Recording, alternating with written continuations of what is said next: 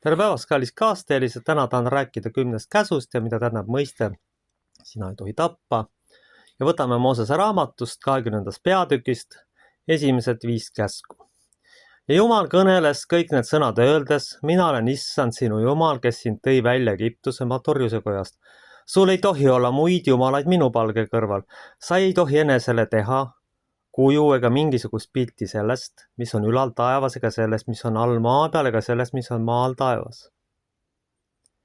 Sa ei tohi kummardada ega teenida, sest mina, issand Jumal, olen püha vihaga Jumal, kes siin vanemate süün nuhtleb laste kätte 3. ja 4. põlveni, kes mind vihkavad.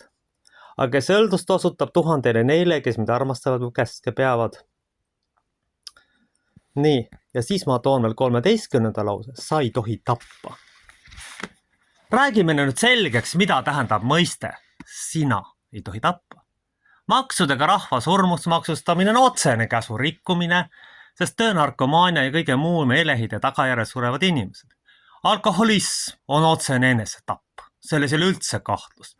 See on aeglane argpükslik enda hävituslik tegevus. See on enesetapp. Kõik võimalikud muud töönarkomaania salajased vormid on enesetapp. Ja rõhutan veel kord, valitsuse maksupoliitika on otsene rahva tapmine ja likvideerimine ja väljavahetamine. See on otsene Jumala sõna ja seaduse rikkumine. Ka vähja ignoreerimine on enesetapp. Kui teid on näiteks 6 korda opereeritud ja te ikka mitte midagi oma elus muuta ei taha, siis võib Jumal teid lihtsalt ühel hetkel ära koristada. Julmalt välja öeldes. Vähk tähendab sellist asja, et inimene on täis viha, kasu Jumala ja ligimese peal ja ta ei suuda mitte kellegile mitte midagi andestada.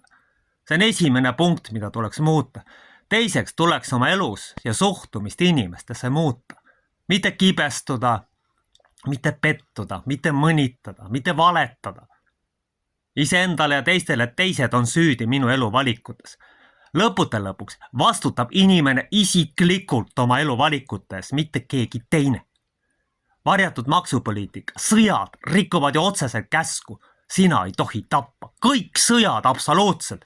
Need, kes Ukrainasse toetusi saadavad, toetavad otseselt mõrva ja genotsiidi, mida see läbi viiakse. Kas see on otsene käsu rikkumine?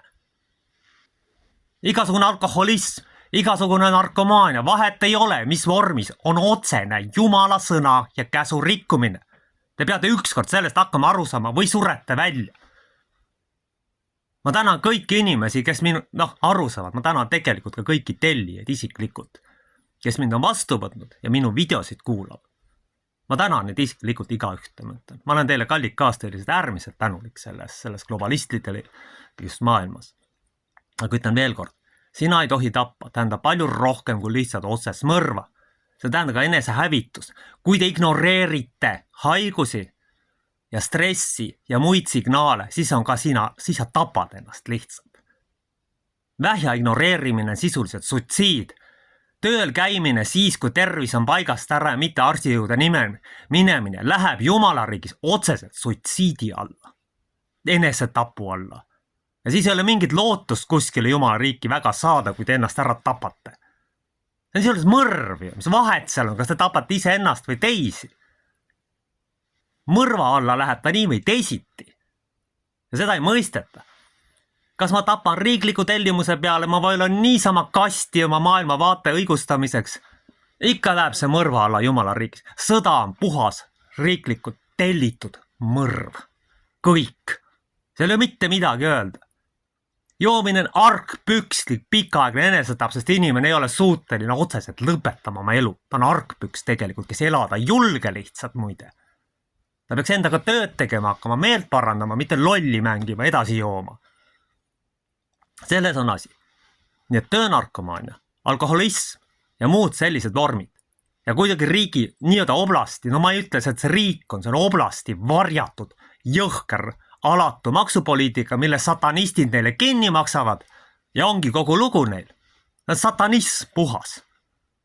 Ja kui seltsimehed vabamürrased kuskil näiteks, ma ei tea, näiteks Annika Laats, on ju liberaal. Ta ei ole ju kristlane, ta tegeleb liberaalse agenda kultiveerimise. Ametlikus kirikus on ta tõmbetatud pastoriks. Ta on teise maailmavaatega inimene lihtsalt. Väga lihtne, inimesel on siuke maailmavaade, noh, las ta olla siis see maailmavaade, aga seda ei pea kultiveerima seal kuskil kirikus. Inimene võiks oma mingi süsteemi või asja rajada lihtsalt, olekski lahendus olemas. Ja siis saaks oma asjad ja siis tuleksid sinna need, kellele see sobib, aga ristlus see kindlasti ei ole. See ei ole seda. Kedagi ei ole keelatud, aga te peate õiges kohas olema. Isegi kui te pattu teete, peate nendega, kes tahavad teiega ühesugust pattu teha, siis olete seal lihtsalt. Ja siis tulevad inimesed vabatahtlikud sinna, noh, ja niimoodi ongi. Aga selle kõrval, selline asi, mida see proua teeb, on ikka väga tühine selle kõrval, mitte inimesed tegelevad sutsiidiga.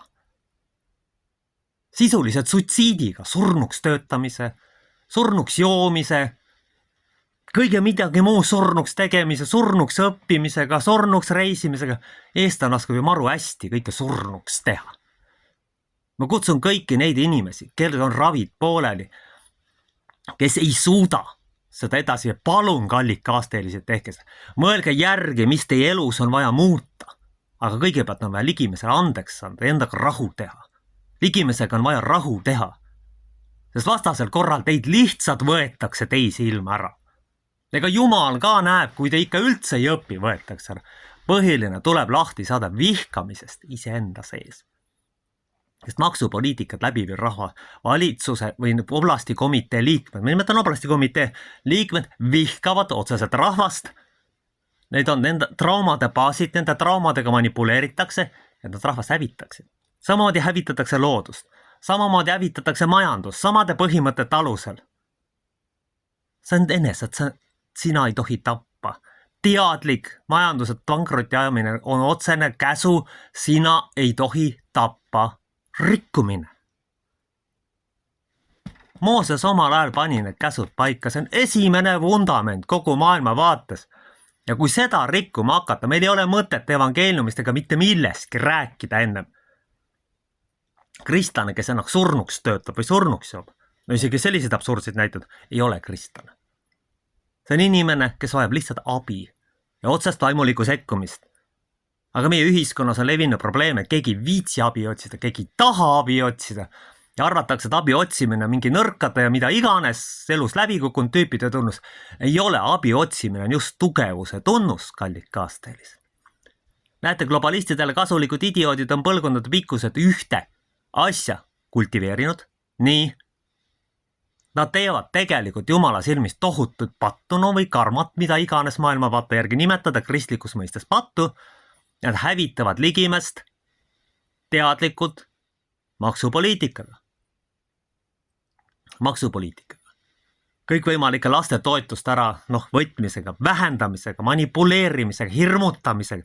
Sellepärast, et sündivuse vähendamine teadliku manipulatsiooniga läheb ka käsu alla, sina ei tohi tappa rikkumise alla. See läheb sinna otseselt selle käsu alla. Seal ei ole mitte mingit kahtlust, kallid inimesed, sellest tuleb ükskord rääkima hakata. Asjad tuleb õigete nimedega ükskord nimetada. Kui ikkagi teatud asju rikutakse, siis on selge, et see on otsene suitsiid, mis on lihtsalt enda poole pööratud mõrv põhimõtteliselt. No siis on mõrtsukas seal oblastikomitee. Siis on need tüübid, kes ravile läheb mõrtsukad. Siis on joodik tegelikult enese tapja lihtsalt, kes ei julge kohe endale nööri kaela tõmmata. Need inimesed vajavad tegelikult abi. Nad peaksid rääkima oma traumad lahti, mitte põgema pudelisse või töösse. Miks nad käituvad niimoodi? Kallid kaasteelised, abi otsimine on alati tugevuse tunnus, mitte nõrkuse tunnus. See on elementaarne esimene käsk, mida Jumal tegelikult, minu jaoks on see esimene käsk. Sest kui sa ennast tapad ja hävitad, siis sa vihkad iseennast, vihkad ligimest. Kõigepealt esimene asi. Ma julgen väita, nii palju kui mina olen oma elus vähjaga teinud, nad vihkavad ligimest iseennast, neil on mingid asjad lihtsalt andeks andmata. Ja siis nad ei muuda elu, aga lõpuks nad kahjustavad iseennast sellega, et ennast hävitavad teadlikult sellega, et muuda oma mõttemaailma. Mõttemaailmana ei muuda rahu ja andeks andmine, ükskõik mis asi see oli. Aastakümned on niikuinii mööda läinud, ei ole mõtet enam põdeda selle pärast, mida niikuinii enam ju muuta ei saa. Rahu tuleb sellega teha. Ja samamoodi need traumasid täis inimesed, oblastikomiste tüübid on tõenäoliselt ka mingid, ei taha oma elu muuta, aga üks päev niikuinii lõpeb see asi ära. Kõik maised asjad lõpevad ükskord ära. Siis lähete jumal hätta, kuule, mis ma tegin, ma reetsin oma rahva. Ja mis te arvate, kuhu te lähete? Põrgu te või teie arvates mitte olemas olla, aga ta on olemas lihtsalt. Ta lihtsalt eksisteerib vaatamata sellele, et inimkond seda kogu aeg eitab, et inimkond arvab, et seda ei eksisteerib. Rahu tuleb endaga teha. Kui teid on 6 või 7 korda opereerida, te peate kardinaalselt muutma oma mõttemaailma või muidu on kõik. Aamen.